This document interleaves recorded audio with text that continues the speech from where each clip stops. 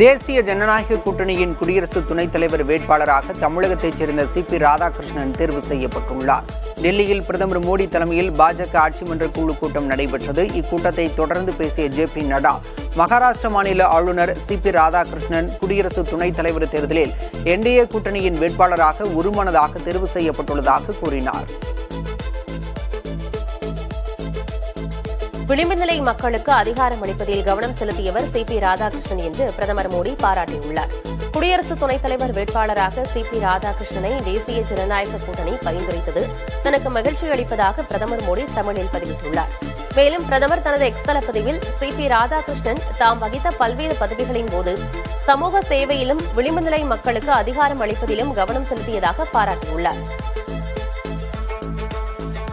ஒரு வாக்காளருக்கு 2 தொகுதிகளில் வாக்கு இருந்தாலும் அவர் ஒரு இடத்தில் மட்டும்தான் வாக்களிக்க முடியும் என்று தலைமை தேர்தல் ஆணையர் ஞானேஷ்குமார் தெரிவித்துள்ளார். டெல்லியில் செய்தியாளர்களிடம் பேசிய அவர் 2 இடங்களில் ஒருவர் வாக்களித்திருந்தால் அதற்கான ஆதாரத்தை தர வேண்டும் எனவும், ஆனால் தற்போது வரை அதற்கான ஆதாரம் தங்களிடம் வழங்கப்படவில்லை எனவும் குறிப்பிட்டார். வாக்காளர் பட்டியல் என்பது வேறு, வாக்களிப்பது வேறு எனவும் ஞானேஷ்குமார் குறிப்பிட்டார். மேற்கு வங்கம் மற்றும் பிற மாநிலங்களில் வாக்காளர் பட்டியல் சிறப்பு திருத்தம் சரியான நேரத்தில் நடத்தப்படும் என்று தலைமை தேர்தல் ஆணையர் ஞானேஷ்குமார் தெரிவித்துள்ளார். செய்தியாளர் சந்திப்பில் பேசிய அவர், வாக்காளர்களின் புகைப்படங்களை அவர்களது அனுமதியின்றி அரசியலுக்காக பயன்படுத்தியது தனிமனித சுதந்திரத்திற்கு எதிரானது என்று ராகுலை விமர்சித்தார். மேலும் வாக்கு திருட்டு குற்றச்சாட்டுகள் தொடர்பாக 7 நாட்களுக்குள் பிரமாண பத்திரம் தாக்கல் செய்யப்படவில்லை என்றால் ராகுல் மன்னிப்பு கேட்க வேண்டும் எனவும் ஞானேஷ்குமார் திட்டவட்டமாக தெரிவித்தார். வாக்கு திருட்டு தொடர்பாக என்னிடம் பிரமாண பத்திரம் கேட்கும் தேர்தல் ஆணையம் இதே குற்றச்சாட்டை முன்வைத்த பாஜகவின் அனுராக் தாக்கூரிடம் கேட்பதில்லை என்று ராகுல் காந்தி விமர்சித்துள்ளார். பீகார் மாநிலம் அவுரங்காபாத்தில் பேசிய அவர், பாஜக வெற்றி பெற்ற இடங்களிலெல்லாம் புதிய வாக்காளர்களின் பெயர்களை குறுகிய காலத்தில் மேஜிக் போல தேர்தல் ஆணையம் சேர்த்திருப்பதாக குற்றம் சாட்டினார். மகாராஷ்டிரா, கர்நாடகாவில் நடைபெற்றது போன்ற வாக்கு திருட்டு பீகாரில் நடக்க விடமாட்டோம் எனவும் ராகுல் சூளுரைத்தார். வரவிருக்கும் பண்டிகை காலத்தில் அனைத்து மக்களும் இந்திய பொருட்களை வாங்க வேண்டும் என பிரதமர் நரேந்திர மோடி கேட்டுக் கொண்டுள்ளார். டெல்லியில் 2 தேசிய நெடுஞ்சாலைகள் திறப்பு விழாவில் பங்கேற்று பேசிய பிரதமர், தொழிலதிபர்களும் வியாபாரிகளும் இந்தியாவில் தயாரிக்கப்பட்ட பொருட்களை விற்பனை செய்ய முன்வர வேண்டும் என கேட்டுக் கொண்டார். உள்ளூர் தொழில் வளர்ச்சிக்கு குரல் கொடுக்கும் தனது முடிவிற்கு ஆதரவளிக்க வேண்டும் எனவும் பிரதமர் கேட்டுக் கொண்டுள்ளார். டெல்லியில் 2 புதிய தேசிய நெடுஞ்சாலைகளை பிரதமர் நரேந்திர மோடி திறந்து வைத்தார். புதிதாக திறந்து வைத்த சாலையில் வலம் வந்த பிரதமருக்கு வழி நெடுகிலும் திரண்டிருந்த மக்கள் ஏராளமானோர் உற்சாகத்தோடு வரவேற்பு கொடுத்தனர்.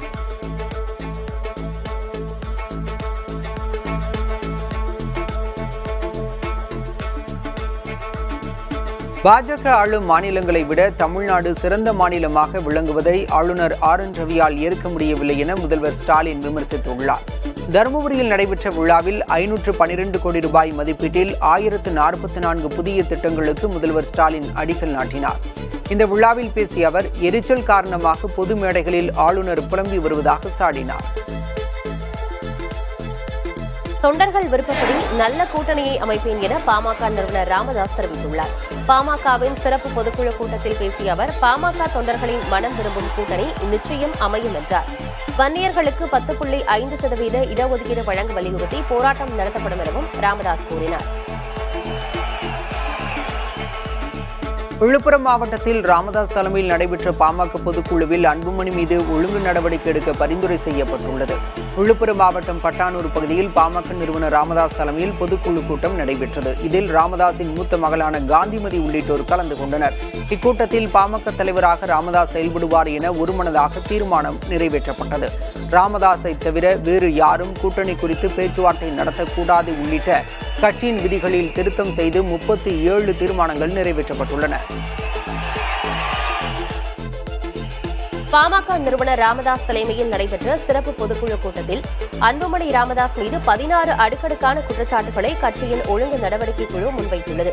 முக்கிய குற்றச்சாட்டுகளாக புத்தாண்டு கூட்டத்தில் மைக்கை தூக்கியடித்து அன்புமணி பேசியது, கட்சியை பிளவுபடுத்தும் முயற்சி, சமூக ஊடகங்களில் ராமதாஸ் குறித்து அவதூறு பரப்புதல், கட்சி அலுவலகத்தில் ஒட்டுக்கேட்பு கருவி வைத்தது ஆகியவை குறிப்பிடப்பட்டுள்ளன.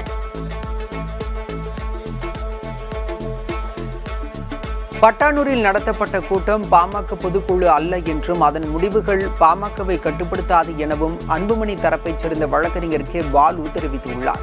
பாமகவின் அமைப்பு விதிகள் அடிப்படையில் கட்சியின் பொதுக்குழுவானது தேர்வு செய்யப்பட்ட கட்சியின் தலைவர் தலைமையில்தான் நடத்தப்பட வேண்டும் என கே பாலு குறிப்பிட்டார்.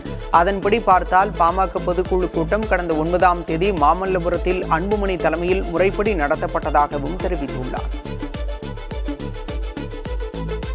முன்னாள் முதல்வர் ஓ பன்னீர்செல்வம் அமமுகவோடு இணைந்து தொடர்ந்து தேர்தலை சந்திப்பார் என அக்கட்சியின் பொதுச் செயலாளர் டிடிவி தினகரன் தெரிவித்துள்ளார்.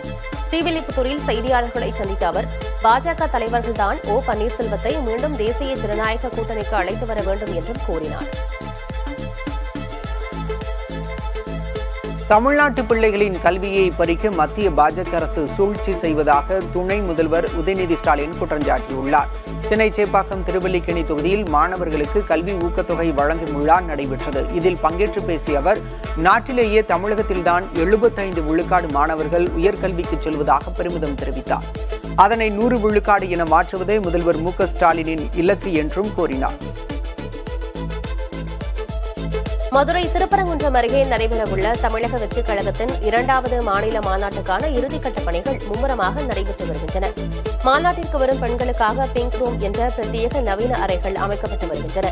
ஏசி வசதி, கழிப்பறை மற்றும் குழந்தைகளுக்கு பாலூட்டும் வசதிகள் கொண்ட 3 பிரத்யேக அறைகள் தயார்படுத்தப்பட்டுள்ளன.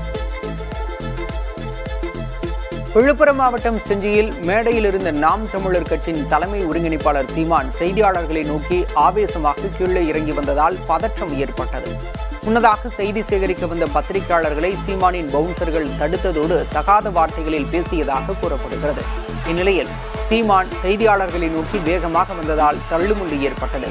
காவல்துறையினர் தலையிட்டு செய்தியாளர்களை பாதுகாப்பாக அங்கிருந்து வெளியேற்றினர்.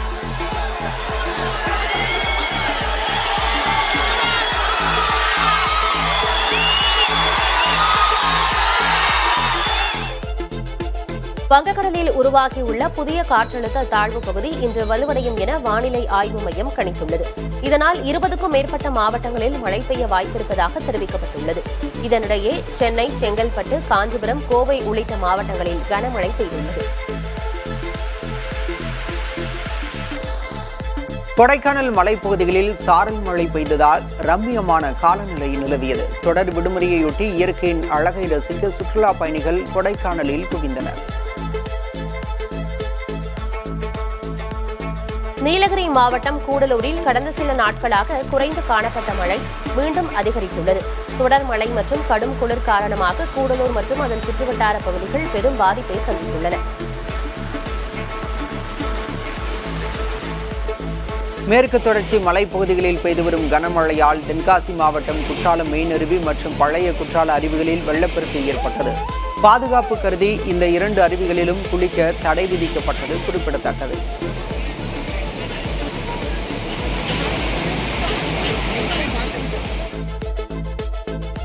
மகாராஷ்டிரா மாநிலம் முழுவதும் பொழிந்து வரும் கனமழை காரணமாக அதிகனமழைக்கான ரெட் அலர்ட் விடுக்கப்பட்டுள்ளது. அம்மாநிலத்தில் மும்பை, தானே உள்ளிட்ட பகுதிகளில் கடந்த சில தினங்களாக கனமழை கொட்டி வருகிறது.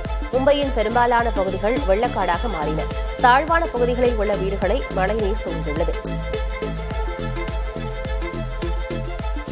ஜம்மு காஷ்மீரின் கத்துவா மாவட்டத்தில் ஏற்பட்ட மேக வெடிப்பால் ஏற்பட்ட வெள்ளப்பெருக்கில் சிக்கி 7 பேர் உயிரிழந்தனர். இந்த பேரிடரால் ஜோத்காட்டி கிராமம் பெரும் பாதிப்புகளை சந்தித்துள்ளது. 7 பேரின் உடல்கள் மீட்கப்பட்டுள்ள நிலையில் 6 பேர் காயங்களுடன் மருத்துவமனையில் சேர்க்கப்பட்டுள்ளனர். அசாமில் பெய்து வரும் கனமழை காரணமாக பல்வேறு நகரங்கள் வெள்ளத்தில் தத்தளித்து வருகின்றன.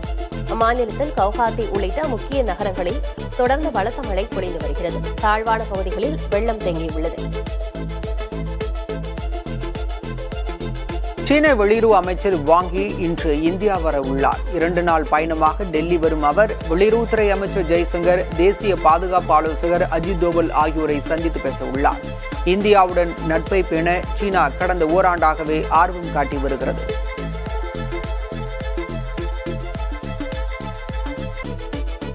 வணிக ஒப்பந்தம் குறித்து பேசுவதற்காக வரும் 25ஆம் தேதி இந்தியா வரவிருந்த அமெரிக்க குழுவின் பயணம் ரத்து செய்யப்பட்டதாக தகவல் வெளியாகியுள்ளது. எனினும் வேறு ஒரு தேதியில் இந்த பேச்சுக்கள் நடைபெற வாய்ப்புள்ளதாக டெல்லி வட்டாரங்கள் தெரிவித்துள்ளன. வணிக ஒப்பந்தம் செய்து கொள்வது தொடர்பாக இந்தியாவும் அமெரிக்காவும் இதுவரை 5 சுற்றுகள் பேசியும் முடிவு கிடைக்கவில்லை. தெருநாய்களை காப்பகங்களில் அடைக்க வேண்டும் என்ற உச்சநீதிமன்ற உத்தரவுக்கு எதிராக சென்னையில் விலங்குகள் நல வாரிய அமைப்பினர் போராட்டத்தில் ஈடுபட்டனர். புதுப்பேட்டை லாங்ஸ் கார்டன் சாலையில் தொடங்கி எழும்பூர் ராஜரத்தின மைதானம் வரை விலங்குகள் நல ஆர்வலர்கள் பேரணியாக சென்றனர். அரசமைப்பு சட்டத்திற்கு எதிராக உச்சநீதிமன்ற தீர்ப்பு இருப்பதாக அவர்கள் குற்றஞ்சாட்டினர்.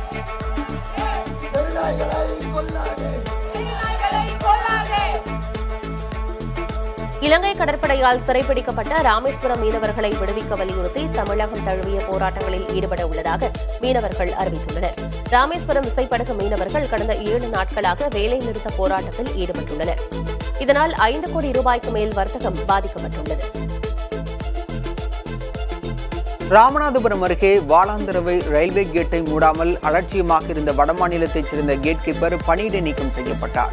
ராமேஸ்வரம் நோக்கி சேது விரைவு ரயில் சென்றபோது வாலாந்தரவை ரயில்வே கேட் திறந்தே இருந்துள்ளது. உடனடியாக ரயிலை நிறுத்திய ஓட்டுநர் கேட்டை மூடும்படி கேட் கீப்பரிடம் கூறியுள்ளார். அதன் பின்னர் ரயில் புறப்பட்டுச் சென்றது.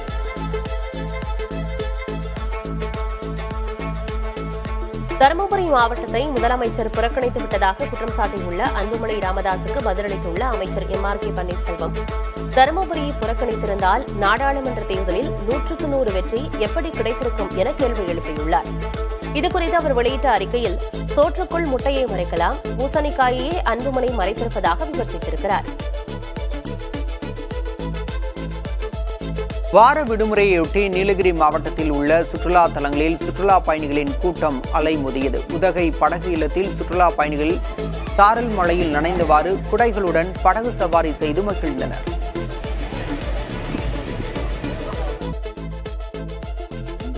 நீலகிரி மாவட்டம் குன்னூர் அருகே தேன் எடுக்க மரத்தில் ஏறிய 2 கரடிகள் பொதுமக்களை கண்டதும் அவசரமாக மரத்தை விட்டு இறங்கிச் சென்றனர். கீழ் பாரதி நகர் பகுதியில் 2 கரடிகள் தேன் எடுக்க தேயிலை தோட்டத்தில் இருந்த மரத்தின் மீது ஏறின. அப்போது பொதுமக்களின் சத்தம் கேட்ட கரடிகள் அவசரமாக மரத்தை விட்டு இறங்கி ஓடின.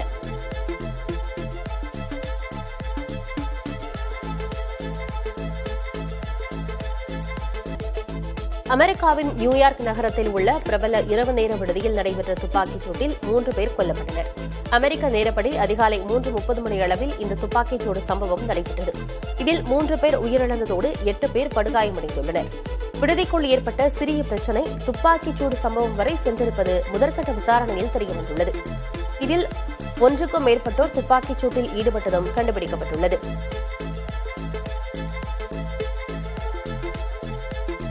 ரஷ்ய அதிபர் புதினை தொடர்ந்து யுக்ரைன் அதிபர் ஜெலன்ஸ்கியை அமெரிக்க அதிபர் ட்ரம்ப் இன்று சந்திக்க உள்ளார். ரஷ்ய அதிபரை அலாஸ்காவில் சந்தித்த ட்ரம்ப் அடுத்து வாஷிங்டனில் ஜெலன்ஸ்கியை சந்திக்க உள்ளார். இந்த தகவலை ஜெலன்ஸ்கி தனது எக்ஸ் தள பக்கத்தில் வெளியிட்டுள்ளார்.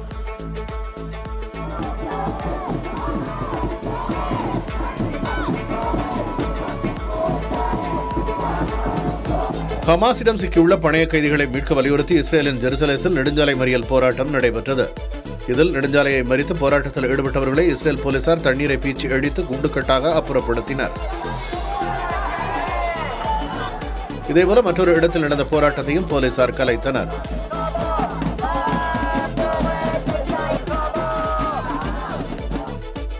பாகிஸ்தானில் வெள்ள பாதிப்புகளில் இறந்தோர் எண்ணிக்கை 327ஆக அதிகரித்துள்ளது. இந்த பருவமழை காலத்தில் வெள்ள இறப்புகளின் எண்ணிக்கை 650ஆக உயர்ந்துள்ளது. அடுத்த சில நாட்களுக்கு வடபகுதியில் பலத்த மழை பெய்யும் என வானிலை ஆய்வு மையம் எச்சரித்துள்ளது. கைபர் பக்துன்குவா மாகாணத்தில் கடுமையான பாதிப்புகள் ஏற்பட்டிருக்கும் நிலையில் 200க்கும் மேற்பட்டோர் காயமடைந்துள்ளனர். ஸ்பெயின் நாட்டில் காட்டுத்தீயின் கோர தாண்டவம் தொடர்கிறது. கலீசியா பகுதியில் 47,000 ஹெக்டேர் பரப்புள்ள காடுகள் தீயில் கருகி சாம்பலாகியுள்ளது. அந்த பகுதியில் காட்டுத்தீ வழக்கமானதுதான் என்றாலும் முன்னெப்போதும் இல்லாத அளவுக்கு இந்த முறை பாதிப்பு ஏற்பட்டுள்ளது. அமைதிக்கான நோபல் பரிசுக்கு ஆதரவு தெரிவித்துள்ள ஹிலாரி கிளின்டன் அருமையான கருத்தை தெரிவித்துள்ளதாக அமெரிக்க அதிபர் ட்ரம்ப் மகிழ்ச்சி தெரிவித்துள்ளார். யுக்ரைன் பகுதிகளை புதின் கைப்பற்றாமல் அதிபர் ட்ரம்ப் போரை முடிவுக்கு கொண்டு வந்தால் அமைதிக்கான நோபல் பரிசுக்கு அவரது பெயரை ஆதரிப்பதாக ஹிலாரி தெரிவித்திருந்தார். இதுகுறித்து அமெரிக்க ஊடகம் ஒன்றிடம் பேசிய ட்ரம்ப், ஹிலாரி கருத்து மிகவும் அருமையானது, மீண்டும் அவரை நேசிக்க தொடங்கலாம் என்றார். நாங்கள் உணவை விதைப்பவர்கள், வன்மத்தை விதைப்பவர்கள் அல்ல என்று பிரேசில் அதிபர் லுலா டா சில்வா அமெரிக்க அதிபர் டிரம்புக்கு பதிலடி கொடுத்துள்ளார். பிரேசில் மீதான இறக்குமதி வரியை அமெரிக்கா 50% உயர்த்தியுள்ள நிலையில் டிரம்புக்கு லுலா டா சில்வா பதிலளித்திருக்கிறார். அதில் ஒருநாள் பிரேசில் வந்து தங்களது அன்பை தெரிந்து கொள்ள வேண்டும் என டிரம்புக்கு அழைப்பு விடுத்துள்ளார். பிரேசில் முன்னாள் அதிபர் போல்சோனரோவுக்கு ஆதரவாக அரசியல் ரீதியாக அதிபர் டிரம்ப் செயல்படுவதாக லுலா டா சில்வா கூறியுள்ளார்.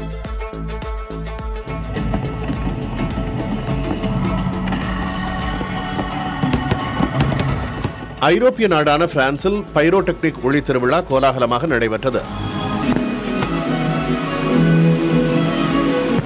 தலைநகர் பாரிஸில் உள்ள வெர்சாய்ஸ் அரண்மனையில் நடைபெற்ற இந்நிகழ்ச்சியில் கண்கவர் வான வேடிக்கை நிகழ்த்தப்பட்டது. இதில் பங்கேற்ற கலைஞர்கள் பைரோடெக்னிக் தொழில்நுட்பத்தை பயன்படுத்தி பல்வேறு வடிவங்களில் தீ ஜுவாலைகளை ஏற்படுத்தியது பார்வையாளர்களை வெகுவாக கவர்ந்தது. அமெரிக்காவில் வாஷிங்டன் டிசி நகர காவல்துறையை மத்தியமயமாக்கிய அதிபர் டிரம்பை கண்டித்து ஏராளமானோர் போராட்டத்தில் ஈடுபட்டனர். வாஷிங்டன் டிசி நகரில் குற்றம் அதிகரித்து வருவதாகவும் அதை கட்டுப்படுத்தவும் தேசிய காவல் படையை அங்கு அனுப்புவதாகவும் நகர காவல் பொறுப்பை தற்காலிகமாக தாம் ஏற்பதாகவும் டிரம்ப் அறிவித்திருந்தார். இதற்கு எதிர்ப்பு எழுந்துள்ளது.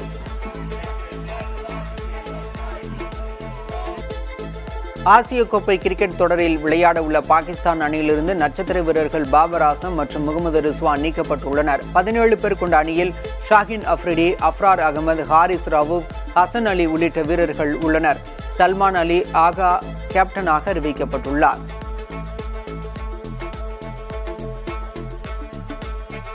ஆப்பிள் நிறுவனத்தின் ஐபோன் 17 வரும் செப்டம்பர் 12ஆம் தேதி அறிமுகமாகும் என்று தகவல் வெளியாகியுள்ளது. இதில் 17, 17 Pro, 17 Pro Max, 17 Air ஆகிய 4 மாடல்கள் அறிமுகமாகும் என்று கூறப்படுகிறது. இந்த அனைத்து மாடல்களிலும் புதிய A19 சிப்புகள் இடம்பெற்றிருப்பதுடன் வடிவமைப்பிலும் குறிப்பிடத்தக்க மாற்றங்கள் இருக்கும் என்று கூறப்படுகிறது. இதற்கிடையே ஐபோன் 17ற்கு போட்டியாக 3 மடிப்புகளோடு கூடிய வித்தியாசமான ஸ்மார்ட் போனை சாம்சங் களம் இறக்க உள்ளதாக தகவல் வெளியாகியுள்ளது.